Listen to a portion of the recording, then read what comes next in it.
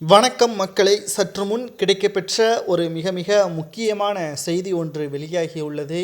விஜய் அவர்களது வீட்டில் ஓபிஎஸ் சந்திப்பு. என்ன நடக்கப் போகிறது? அரசியல் களத்தில் அதிமுகவுடன் கூட்டணி கிடையாது என்பதை விஜய் அவர்கள் அறிவித்த பிறகு அதிமுகவில் சலசலப்பு ஏற்பட்டது. இதற்கு முக்கிய காரணம் எடப்பாடி தான். சரியான தலைமை இல்லாமல் அதிமுக ஒன்றாக செயல்படாமல் இருப்பதை சுட்டிக்காட்டிதான் எடப்பாடி பழனிசாமி அவர்களது தலைமையில் கூட்டணி வேண்டாம் என்பதற்கு அதிமுகவுடன் கூட்டணி கிடையாது என்பதை விஜய் அவர்கள் அறிவித்தார் என்று அதிமுகவின் அரசியல் வட்டாரத்தில் சூடு பிடித்து கொண்டிருக்கக்கூடிய சூழலில் ஓபிஎஸ் அவர்கள் விஜய் அவர்களை சந்திக்கக்கூடிய நிகழ்வு இன்று ஏற்பட்டுள்ளது.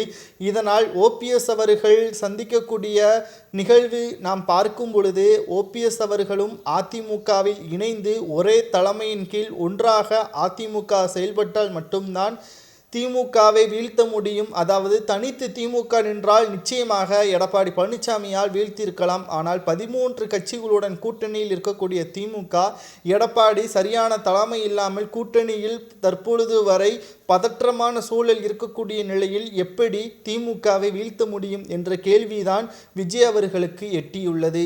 இதனை சுட்டிக்காட்டி அதிமுகவை முதலில் ஒன்றிணையுங்கள் என்பதை மறைமுகமாக காட்டுவதற்காகத்தான் தற்பொழுது அதிமுக முன்பே போல் இல்லை என்பதை அடிப்படையாக கொண்டு அதிமுகவுடன் கூட்டணி கிடையாது என்பதை தெரியப்படுத்தியிருந்தார்.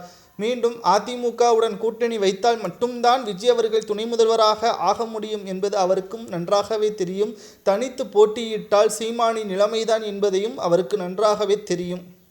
ஆனால் அதிமுகவை முதலில் ஒன்றிணைக்க வேண்டும் என்றால் எடப்பாடியை பேசுவதை விட ஓபிஎஸ் அவர்களை சந்தித்து பேசினால்தான் நிச்சயம் இது வரவேற்கக்கூடிய வகையில் அமையும். ஏனென்றால் ஜெயலலிதா அவர்கள் இருக்கும் பொழுது 2 முறை முதல்வராக பொறுப்பேற்றவர், அவர் கை நீட்டி பொறுப்பாளராக வைத்தவர் மறைந்த முதல்வர் ஜெயலலிதா அவர்கள். அந்த அடிப்படையின் நம்பிக்கையின் அடிப்படையில் ஓபிஎஸ் அவர்களை தற்பொழுது சந்திப்பதற்கான ஏற்பாடுகளை செய்திருக்கிறார். இந்த சந்திப்பு இன்று மாலை நடைபெறும் என்றும், இதனால் ஓபிஎஸ் அவர்கள் அதிமுகவில் இணைந்தால் நிச்சயம் தமிழக வெற்றிக் கழகமும் கூட்டணியில் இணையும் என்பதை மறைமுகமாக இந்த சந்திப்பின் பொழுது தெரியப்படுத்தியிருக்கிறாரா என்ற ஒரு கேள்விதான் இங்கு மிகப்பெரிய அளவில் பேசும் பொருளாக மாறியிருக்கிறது. பொறுத்திருந்து பார்க்கலாம். திராவிட முன்னேற்ற கழகத்தை வீழ்த்துவதற்கு அதிமுகவால் முடியும். ஆனால் அதிமுக ஒன்றிணைந்து செயல்பட்டால் மட்டும்தான் முடியும். மேலும் ஒரு பக்கபலமாக, ஒரு தூணாக தமிழக வெற்றிக் கழகம் இருக்க வேண்டும் என்றால் அதிமுகவில் ஓபிஎஸ், சசிகலா இவர்கள் இருக்க வேண்டும் என்பதற்காக இந்த தனிப்பட்ட சந்திப்பு. இந்த சந்திப்பிற்கு பிறகு கிடைக்கப்பெற்ற தகவல்களை நாம் பதிவிடுகிறோம். மறக்காமல் இந்த சேனலை பின்தொடருங்கள். நன்றி, வணக்கம், ஜெய்ஹிந்த்.